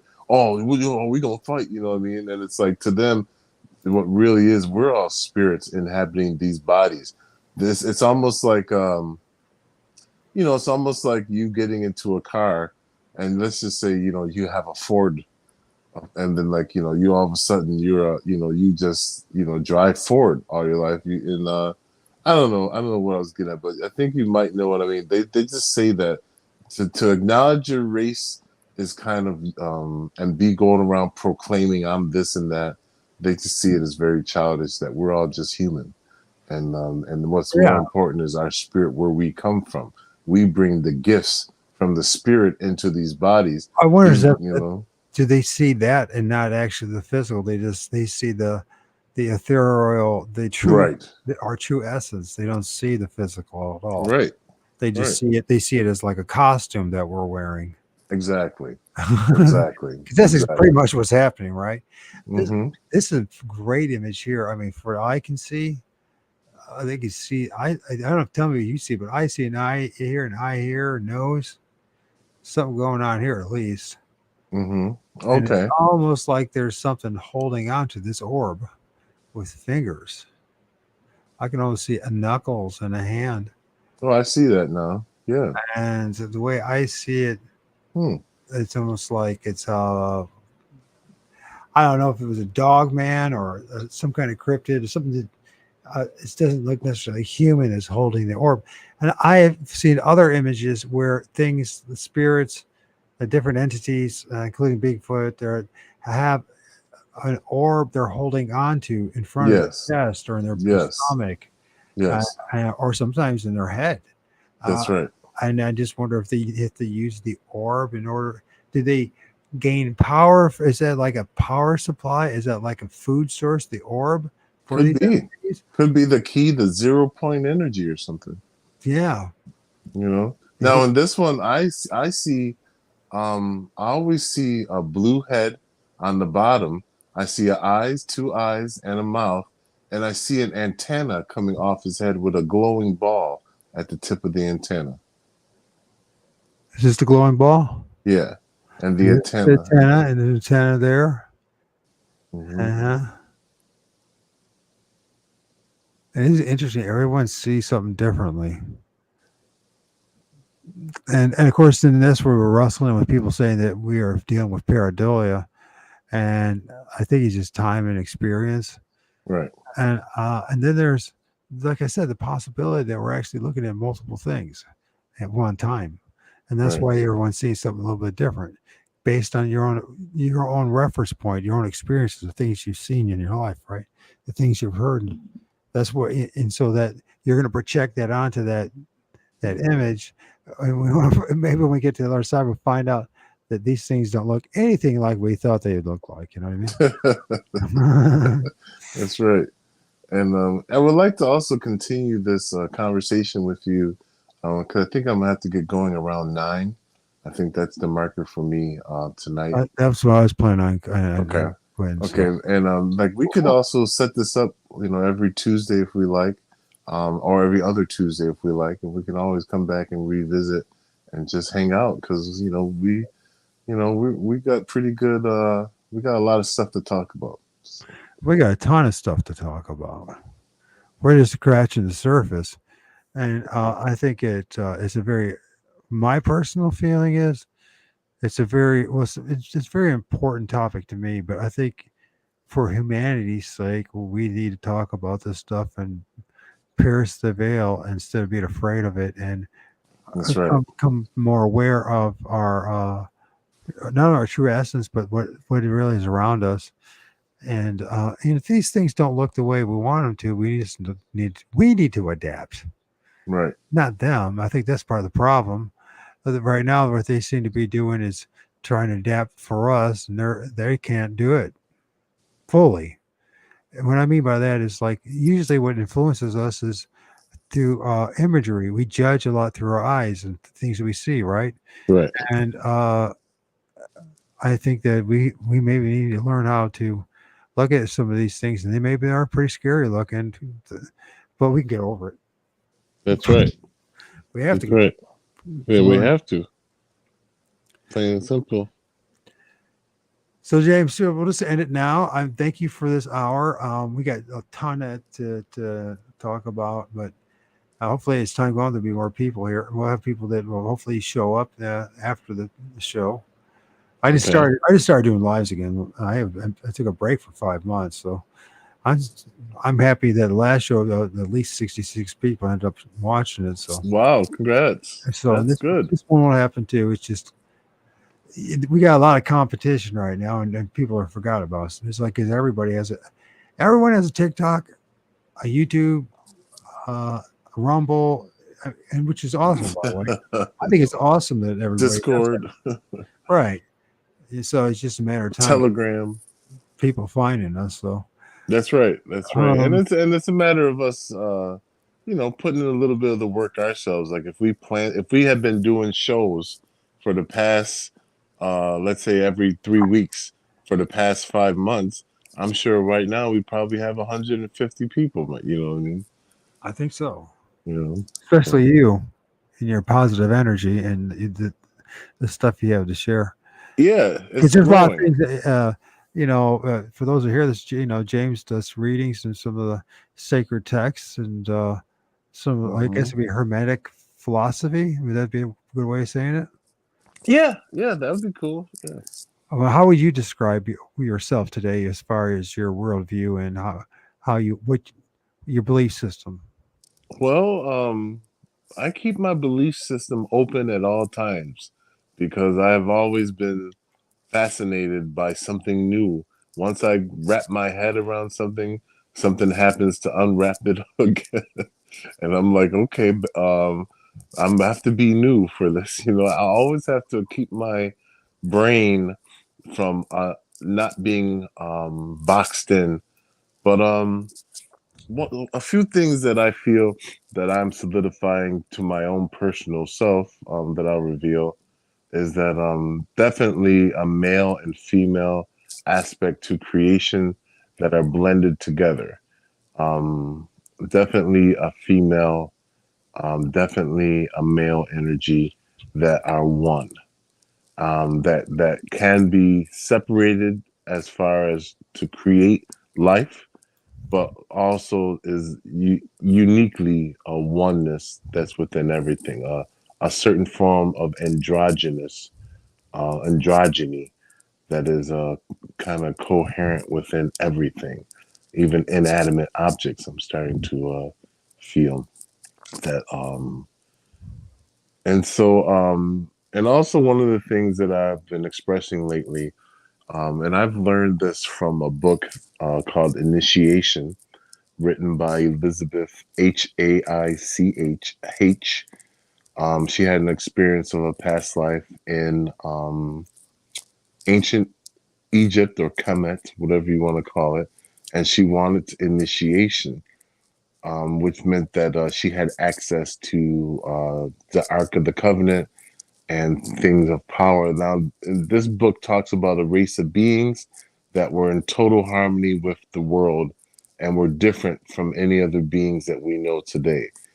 These beings had power over the weather. They knew how to turn matter into force and force into matter. And one of the things that has really resonated with me recently from this book is something called the law of matter. And what they say the law of matter is, they say that, let's just say everything started from a source, and then that light went out for billions upon trillions of years. The further that light got away from itself, the further that light traveled away from its source, let's say the harder that light became, to the point after billions upon billions and billions and billions, not even worth in thinking about years, that all of a sudden the third dimension was born.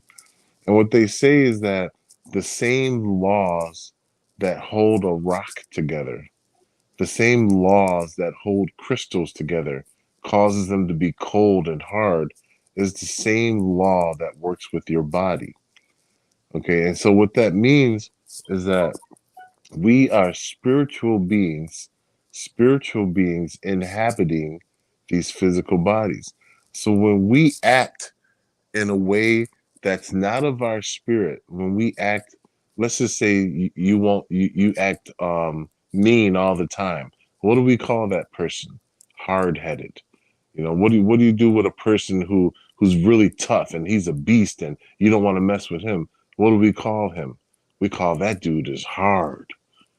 So what I discovered from this book, I think I like this idea that they say that there's no such thing as like a war between Satan and God, or God. Satan, they say, is a law of matter. And what happens when you are in your body and you're feeling, lower, you do lower things. You feel greed, you feel envious, you feel anger. That's you manifesting the lower form of reality, the law of matter. Now, when you're meditating and you're breathing light and you're taking pictures of orbs and you're spreading love, then you are manifesting the law of spirit, right? So, what happens to your body when you unalive, when you are no longer here? The same thing that happens to a rock happens to your body. Your body becomes hard. Your body becomes that decomposition. It becomes rigid. And so they say that Satan, that law, dies with the physical body when the physical body is unalive. And when you're out of your body, you are no longer bound by this uh, material satanic world. Now, if you think about the world, Makes sense. yeah, Kind right, of, yeah. yeah, right. And then if you look at the world, what has they done with your spirit? Instead of honoring your divine true spirit that is housed in your body, they took it out of you and put it into a book. So now that you worship a book as God, that's about as satanic as you can get. Absolutely. That's a great word to stand right there. You know, It's absolutely the truth. you you know, It's honestly, that's what I keep telling people is that uh, Judo Christianity, and you can throw in all the Abraham faiths, are and Satanism are two sides of the same coin. right. That's right. That's what's That's going on. right. And that's what's going on. And that's what really, now what they say in this ancient book, in this ancient text, channeled through what she says too, as she was learning from these great teachers, is that what they said is that a normal person who has no kind of awareness of the things we talk about, who just lives their life, works, go to work, come home, live their life, have family, live their life, same old stuff, watching football, going to church, living the life. When they unalive and they're at the moment of their death, they say that they just start dreaming again. It's almost like a dream, and they get lost, and to the point where they come back and get reincarnated again. But the people who are like us, who actually understand what's going on, when we unalive, we remain awake out of the body, and then we could do whatever we want to do. We're not dreaming no more. We have done the work, and so there's a process upon which where we go, let's say, back up into the light faster, and able to come back faster if we want to or not, rather than the average person who would just unalive and go dreaming and then get caught right back into this again. Well, I get the impression that when we get to the other side, there's like layers of experiences and imagery is going to happen. The first round is going to be being love bombed. Hmm. You know what I mean? And so, and if you're not strong enough to resist the love bomb, because you're going to feel like this incredible sense of love that you never felt in your life before, and we don't know where that's coming from. We have to just stand back a little bit and say, reveal yourself. You know what I mean? Uh, Hmm. I've already gone through this through religion and workplace and relationships and everything else, where somebody told me that gave me this amazing feeling of like being loved, only to find out that Right. it wasn't true. Right. And so if you're able to resist that, most people won't be able to.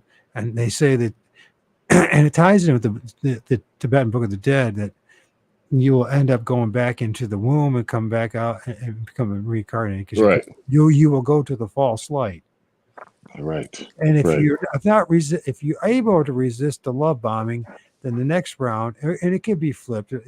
Each person's journey is different, but then there's the scary, dark-looking beings, and that would probably drive even more people back into the false light, because they cannot prepare themselves to look at these things and realize that we have more strength Right. than That's they do, right. That's right. That's right. more authority, and so just because they That's look right. scary doesn't mean they can do anything to I us. wouldn't doubt if that when we unalive and let's say we're sitting there and we're conscious that it just happened and our body is on the floor and we're outside of our bodies, the next thing you know, you see all these dark entities crawling up around the body, and the next thing you know what I'm gonna do? I'm gonna go right back in my body and fight them off. You know, I'm gonna go into my body and start breathing light like I do now, and maybe that's the key to resurrection. I don't Instead of know. going into the light, you go right back into your body and meditate. You know, I don't know, but I know one thing: these conversations are important to me. I think they're important to other people, that we start talking about what's on the other side, what's in the ether, what's in the astral planes, and what our future is. And it's right, just something that for generations, people asking the questions. But we are now in this time and age where a guy like you from different parts of the world, different walks of life, can get together and have this conversation. Now we have to worry about joining some cult or some religion or some group, that's right. some guru, and we can work this stuff out. You know what I mean? Yeah, So we're planting seeds for not only for people around us and even ourselves in personal growth, but for the future. right. That's right. And And so, because I think that this is a very important topic, that we continue to talk about what we are and what we're going to face, what's really around us. that's right. That's How are right. we supposed to handle all this stuff?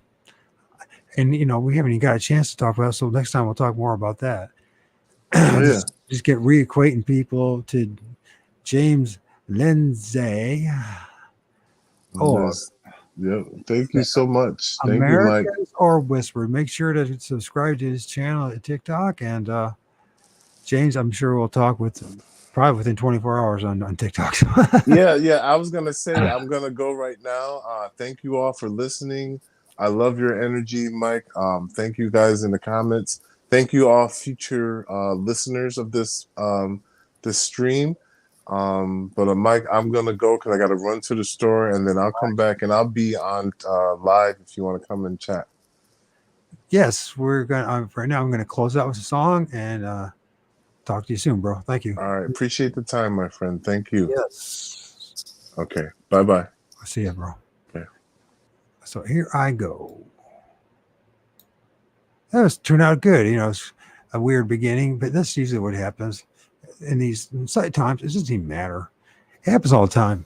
People do live shows on TikTok, or not TikTok, but here on YouTube, and guests are always late. You just got to figure readapt. So I figure, if James was late, I didn't think actually. I'm really grateful that he showed up. So it was a good conversation. starting to share some imagery and talk about some of our experiences and what we're filming. And hopefully other people take this seriously. But we have to be,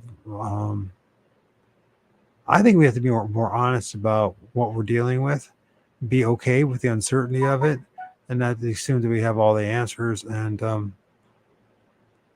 just learn. It's a slow process for many of us. So, anyways, which one are we going to play? I think I love that. Yeah, let's do this one.